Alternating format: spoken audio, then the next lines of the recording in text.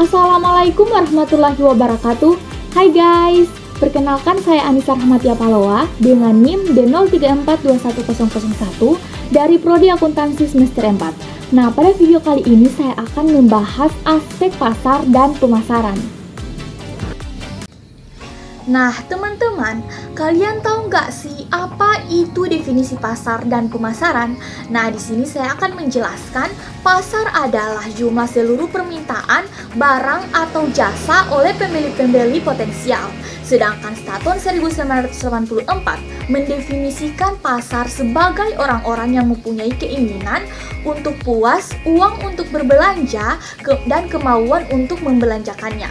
Sedangkan pemasaran merupakan sistem keseluruhan dari kegiatan usaha yang ditujukan untuk merencanakan, menentukan harga, mempromosikan, dan mendistribusikan barang dan jasa yang dapat memuaskan kebutuhan kepada pembeli yang ada maupun pembeli potensial. Pemasaran juga merupakan kombinasi dari 4 variabel yang merupakan inti dari sistem pemasaran yang dapat dikendalikan oleh perusahaan. Nah, kemudian variabel-variabel tersebut dapat dikelompokkan menjadi 4 kelompok utama yang dikenal dengan 4P. Nah, 4P itu adalah produk atau produk adalah sesuatu yang bisa ditawarkan ke pasar untuk mendapatkan perhatian pembelian, pemakaian, atau konsumsi yang dapat memenuhi keinginan atau kebutuhan.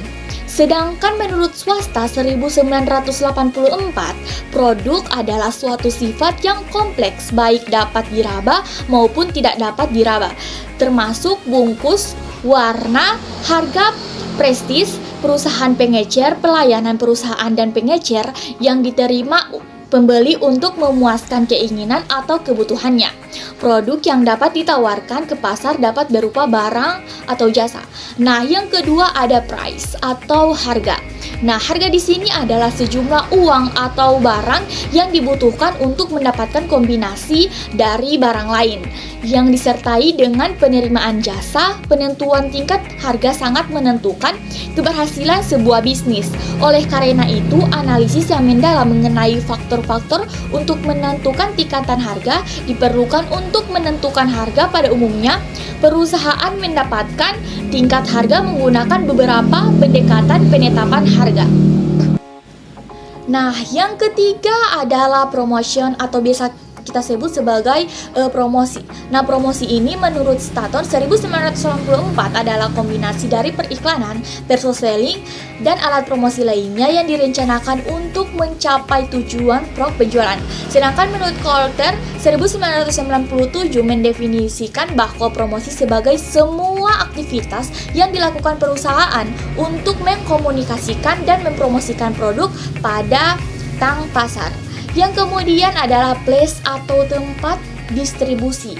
Nah, distribusi di sini merupakan kegiatan yang dilakukan perusahaan dengan tujuan membuat produk yang dibutuhkan dan diinginkan oleh konsumen dapat dengan mudah diperoleh pada waktu dan tempat yang tepat. Sedangkan saluran distribusi merupakan saluran yang digunakan untuk menyalurkan barang dari produsen sampai ke tangan konsumen akhir. Nah, kemudian barang dikelompokkan menurut tujuan pemakaiannya, yaitu terdapat 2 barang. Yang pertama yaitu barang konsumsi. Nah, barang konsumsi ini adalah barang yang dibeli dengan tujuan untuk langsung dikonsumsi. Yang kedua yaitu ada barang industri. Nah, barang industri ini adalah barang yang dibeli dengan tujuan untuk diproses lagi untuk kepentingan industri. Nah, berbicara mengenai barang konsumsi, perlu kalian tahu bahwa barang konsumsi ini terbagi menjadi 3 golongan.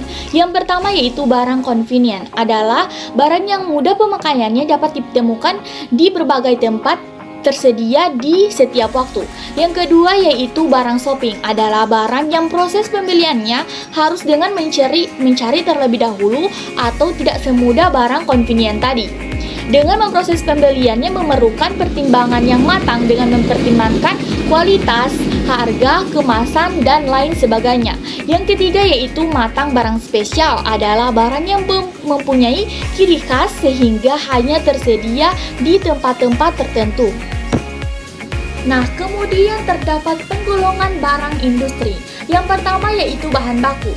Nah, bahan baku adalah barang yang digunakan untuk membuat barang lain dan sebagainya. Yang kedua adalah barang setengah jadi. Nah, barang setengah jadi ini adalah bahan yang sudah masuk proses produksi tetapi tidak perlu diproses lebih lanjut untuk menjadi produk akhir. Yang ketiga yaitu perlengkapan operasi. Perlengkapan operasi adalah barang-barang yang digunakan untuk membantu kelancaran proses produksi maupun kegiatan lain yang ada di dalam perusahaan. Yang keempat yaitu instalasi. Instalasi adalah alat produksi yang utama yang ada di dalam perusahaan untuk jangka waktu lebih lama. Yang kelima yaitu peralatan ekstra. Nah, peralatan ekstra adalah alat-alat yang digunakan untuk membantu peralatan utama atau instalasi. Nah, kemudian terdapat ciri-ciri dalam tahap siklus kehidupan produk. Yang pertama yaitu ada tahap perkenalan. Nah, di tahap perkenalan ini jenis produk yang dihasilkan masih baru dan belum dikenal pasar. Jumlah pesaing belum ada. Penjualan mengalami peningkatan meskipun kecil dan laba yang diperoleh masih sangat kecil. Strategi marketing mix yang paling ditekankan pada tahap perkenalan adalah strategi promosi. Yang kedua yaitu ada tahap pertumbuhan. Nah, pada tahap pertumbuhan ini jenis produk yang dihasilkan masih relatif baru, tetapi masyarakat sudah mulai mengenal produk tersebut. Pesaing sudah mulai masuk, penjualan mengalami peningkatan, dan laba yang diperoleh mulai meningkat. Strategi marketing mix yang paling ditekankan bahwa tahap pertumbuhan strategis distribusi. Yang ketiga yaitu ada tahap kedewasaan. Nah, pada tahap kedewasaan ini jenis produk yang dihasilkan sudah tidak baru lagi dan masyarakat sudah mengenal produk dengan sangat baik.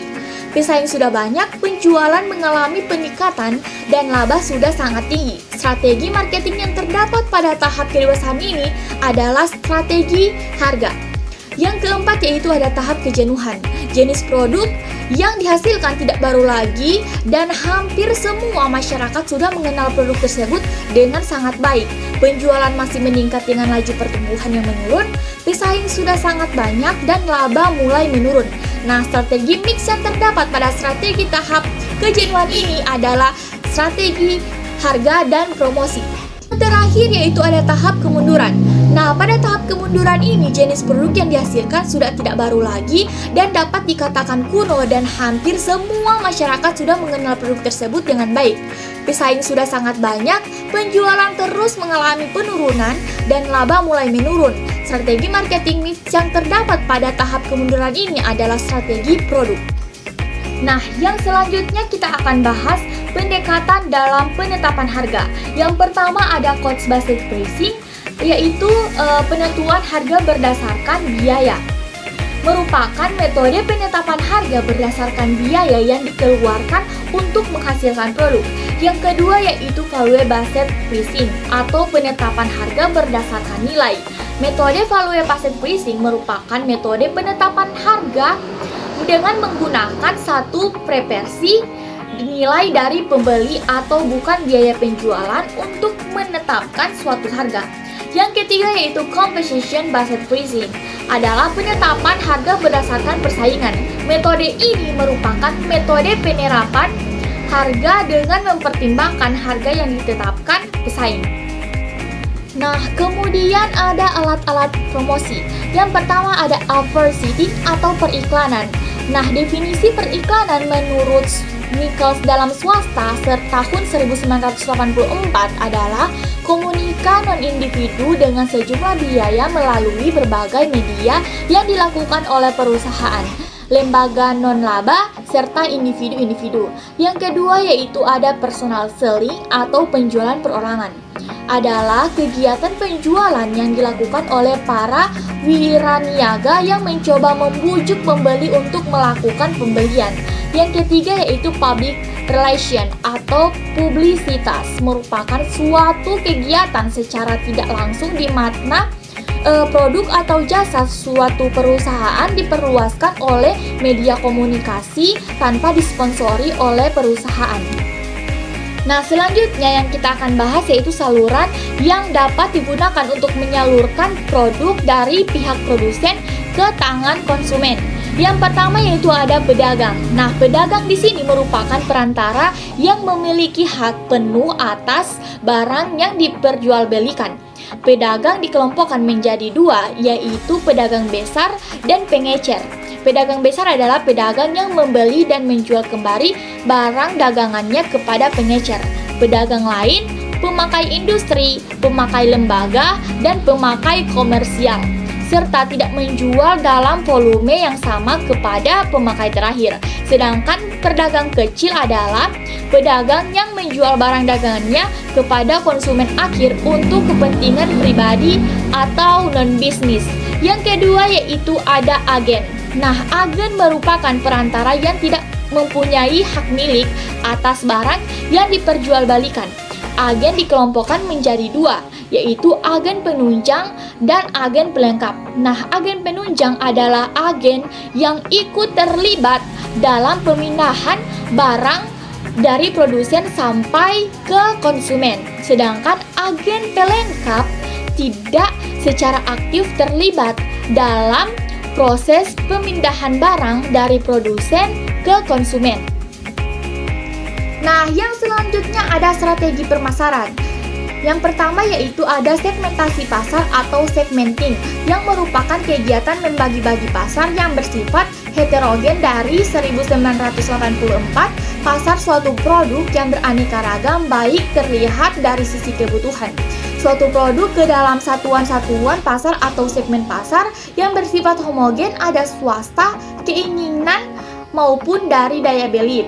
Yang kedua yaitu ada penetapan pasar sasaran atau targeting, adalah pemilihan pasar sasaran dari kumpulan pembeli dengan kebutuhan atau karakteristik serupa yang akan melayani perusahaan. Yang ketiga ada diferensiasi, adalah tindakan merancang suatu set perbedaan yang berarti untuk membedakan penawaran perusahaan dan penawaran pesaing. Yang keempat ada penetapan posisi pasar atau positioning, adalah merancang penawaran dari citra perusahaan sehingga menetapi suatu posisi yang kooperatif berarti dan berada dalam benak pelanggan sasarannya.